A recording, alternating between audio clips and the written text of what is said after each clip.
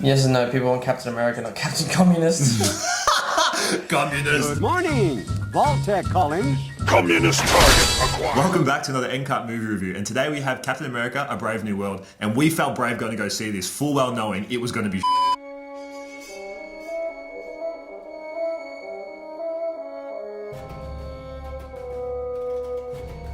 Okay.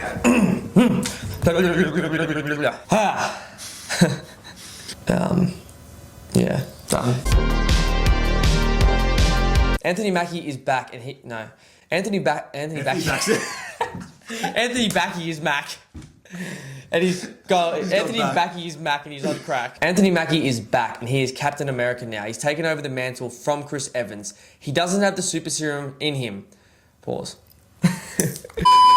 Anthony Mackie is back as Captain America in this now. He's taken over the mantle as the new Cap. And for some reason, for three quarters of the movie, he doesn't have the suit on. It's just a normal human guy walking around, fighting, doing all these action scenes, and you're like, okay, well, that's sort of crazy that he's just able to withstand this much damage and do what he can do. But anyway. It's literally a contradiction to Captain America. He's just a normal dude fighting. He might as well still be the Falcon. Yeah. Harrison Ford makes his Marvel Cinematic Universe debut. He is President Thaddeus Ross, and he's just been elected in the movie 5 months prior. He wants to bring in a treaty for the Celestial Island, which is riddled with adamantium, because it's going to start a world war, because obviously everyone wants the adamantium. It's pretty much like the normal world's vibranium. And obviously throughout the Marvel Cinematic Universe, we know that every other world country is looking for their version of vibranium. They found it with a celestial being that comes out of Eternals. So this movie's sort of linking Eternals to the wider Marvel Cinematic Universe, even though it's been cancelled.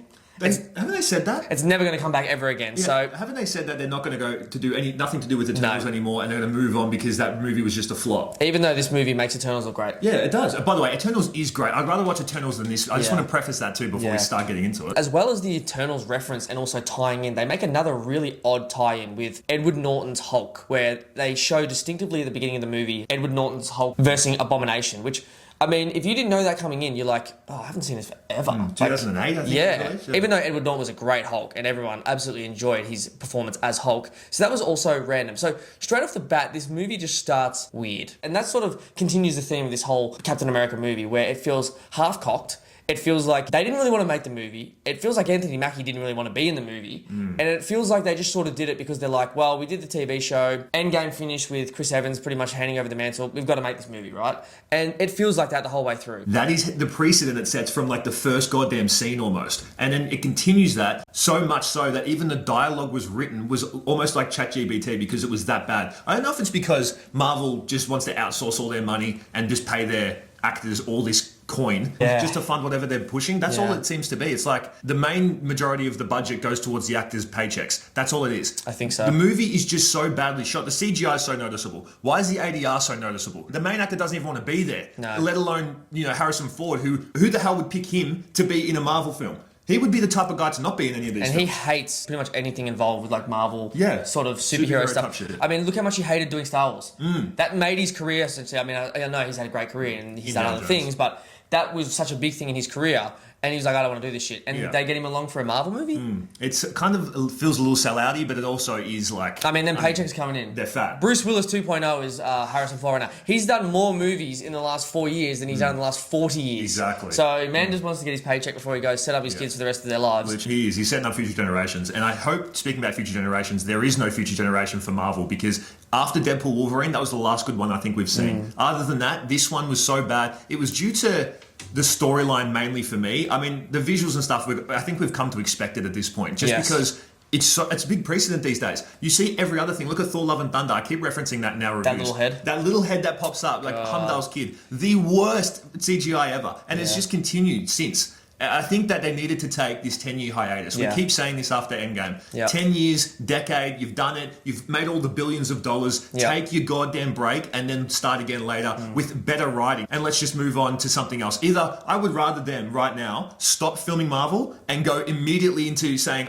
can everything we've ever done and this is going to be the new pathway we're going to go on. Well, I think like this movie should really be the final nail in the coffin for trying to keep the old characters in the new Marvel Cinematic Universe going forward. I think like you could sort of feel in this movie, Anthony Mackie was like, great, they finally gave him my own movie when everyone's gone. No one's left here anymore. I'm on my own. I'm trying to like hold this whole franchise up. and I've got no one in here. The biggest name drop in this is Sebastian Stan. Like, of course he's going to be in that. And he wasn't even much of a front row character for most of the Marvel Cinematic Universe either. So poor Anthony Mackie is like, I'm literally in the graveyard of Marvel right now. I'm acting in a movie that is literally just made with no people or source material from the old universe, and yet I'm the only one sort of remaining in this universe anymore. It's like, time to let it go. Because you're just hanging on for dear life now with, like, Anthony Mackie. He was a background character for the whole of Marvel. Yeah. And he was good there, by the way. Exactly.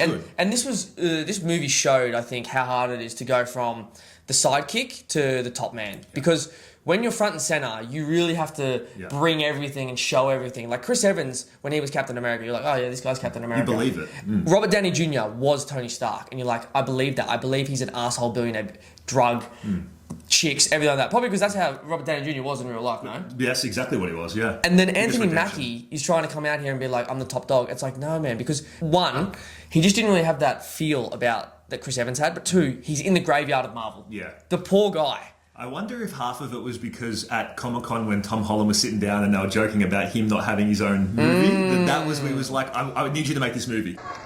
I haven't seen the Falcon. Oh no, there isn't one. Sorry.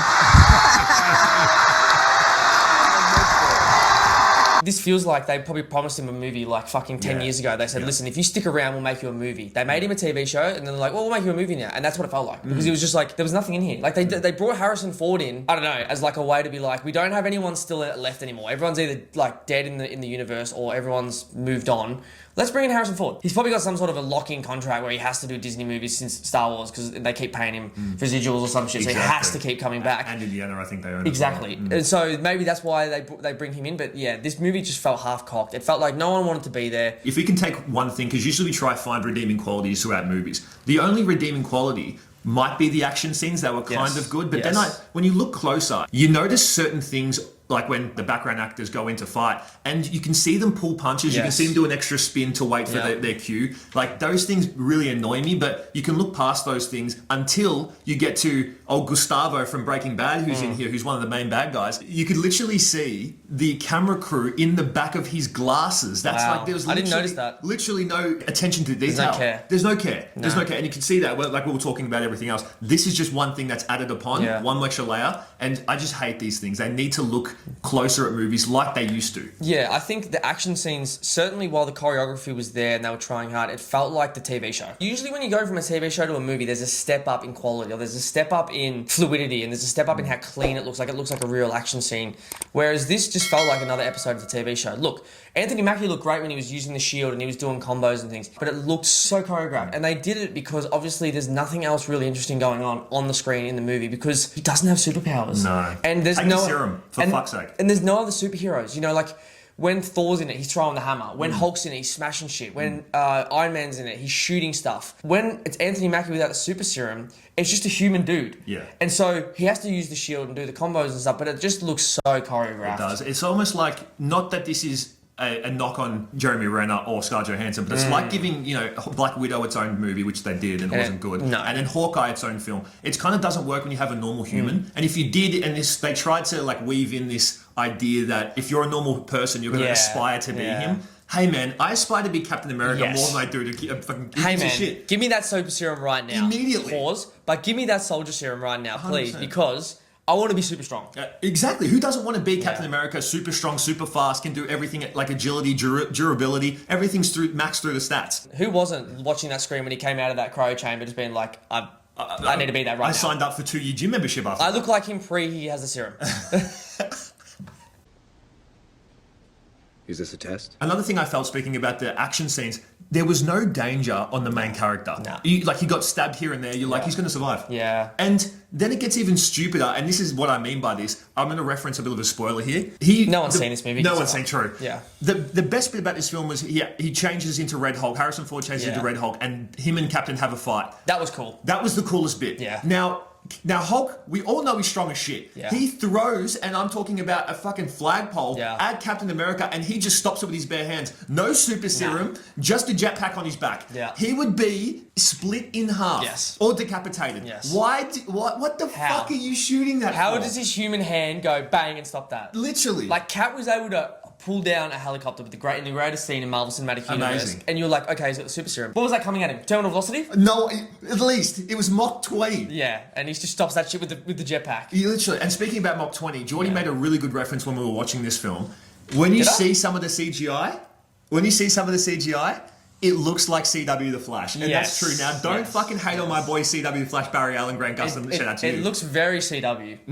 Any sort of superhero TV show that CW has done, it looked like that. For instance, when Danny Ramirez's character, Joaquin Torres, who is essentially Falcon 2.0 now, he has become Anthony Mackie's right-hand man. There is a scene where they are in like a naval warship sort of thing, and he's flying around trying to stop fighter jets from shooting each other. One's on the Japanese side, one's on the American side. This is fucking throwback. That's a throwback. That's a throwback. We're back here. And it shows Joaquin Torres flying around in his suit. It looked like Meteoroid. You know the game Meteoroid?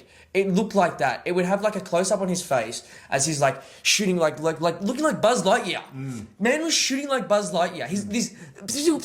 What is he fucking doing? And it's just his face. And he's like, oh, I got this. And you can tell they've just CGI'd his eyes or his face on like the worst looking Master Chief fucking Xbox 360 face. Mega Man X. You remember when it used to be Iron Man and Rhodey inside the suit talking to Jarvis, and it looked so clean. Like all they had to do was just put some CGI in it and just have a camera on their face and black out the background, whatever. Just like they did in the moon landing. We haven't even touched on the fact that Edna Mode is in this movie. Yeah. What is Super Suit doing in here? No caps. She literally just walks on screen. Jump scare. It literally jump scare. It is a jump scare. She walks on screen with her bob cut, and apparently she's meant to be one of the main characters halfway through this film. Look, no offense to Shira Haas. Her ass? No offense to Shira Haas. Short people exist, okay? We get it. But she looks so noticeably short in this film that it's almost comical. And I think that's what they were going for. When she walks into a hallway and sees 12 mercenaries and says to Captain America, or gives him a look saying like, don't worry, I've got this. And then she bodies these guys. It just would never happen. I'm getting her in I'm getting her in the straight, and I'm giving her 1-2, and she's going down. Muhammad Ali swing right there. Because she's not going to stop me. I don't care how short she is. Black Widow 2.0, like her character was almost comical. It was jump scare every time she came on the screen. Literally. The whole movie was just like, we're going to bring Red Hulk in at some point, and you're going to be like, oh, how cool is this? And then the movie's, that's it. And they should have brought it in at the very start and finished it in the first 10 minutes, and I would have thought, yep, greatest movie ever. 100%. And how cool was it to see Hulk actually being like strong and crazy? Like the way that Thaddeus Ross's Hulk looked, you were like... menacing. Like, because fucking Mark Ruffalo has just been like a dumbed down version of Hulk for the last fucking 5-10 years. And then this Red Hulk comes in and he looks like he could destroy the world. And you're like, yes. Yeah. That's how the Hulk should be. Yeah. He's also like 11 or 12 foot. And then Mark Ruffalo's like 6 foot. Yes. He's like my height. And he's trying to drop jokes in and shit. Like, no, this Thaddeus Ross was trying to bloody kill people. Yeah, which is what we want to see. We want to see... And by the way... when you see Hulk at his full potential doing the supersonic clap, when he's moving, jumping from literally the White House all the way over to like freaking China. Statue of Liberty. So he just jumped so far. That was so cool to see. Yeah. It was such a shout out to the first Hulk when you watched, Eric Bana. You're watching what's his name again? Edward Norton's Hulk. All of that was awesome to see because you kind of get that juxtaposition of them. But then you go in to watch the Hulk that you remember from Mark Ruffalo, and it's just another fucking What character. about, like, there's a scene where they're in the forest fighting each other, Captain America and Hulk, Red Hulk, and Red Hulk hits Captain America, and he sort of, like, falls away a little bit and, like, hits the ground, and he sort of has, like, his shield up, and the moment he looks up over Red Hulk is right in his face, like, in his face.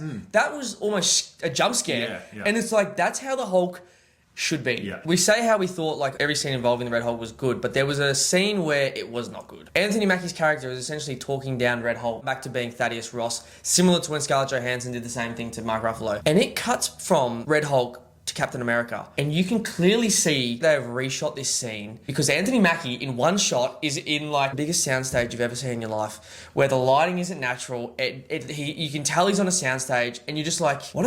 And then it cuts back to Red Hulk and he's actually on the island. And then it cuts back to Anthony Mackie and he's soundstage. It's the worst thing. Boom, ever. right in front of him, light like right here, shining down on him like a ring light. And you're just like, this can't be real. This can't be a $200 million budget. Anyway, as you can see, we really got animated about this film because it really was nothing to marvel over. It sucked. So if we can rate this, maybe it doesn't deserve it. I've seen people rating it, 5 and 6. I don't know what Rotten Tomatoes or IMDb is talking about because 6 50%. Are you kidding me? No. It's not worth even going to stream, let alone waiting for This it. is worse than this is borderline worse than back in the day, Ben Affleck's Daredevil. Oh, This is what I mean. We've been shown such good movies, and then now we're like, this comes out and people are like, oh, it's pretty. It's like, no, it's not. Yeah, you're getting used to shit movies. Yes. That's 100% why they're rating it this high. Yeah. It's going to get a 3 or 2 from me. I don't want to rate it. I don't even want to rate it. No. But that's if we had to, that is what I'm rating it. It's just so bad. So I don't want to rate this movie. Don't go see it. It's really bad. Sort your shit out. Sort your shit out. So if you guys enjoyed the review, don't forget to fucking leave a like and subscribe. We're trying to hit 600. Actually, we're trying to hit 1,000, but you fuckers are taking too long. Shut up. Question of the day. Do you think Marvel should get rid of this universe and just start fresh, start new, all new characters, all new everyone, or do you think they should keep trying to rescue it? Let us know in the comments. Anyway, guys, been that End Cut movie review. Peace, we out. Peace. End Cut.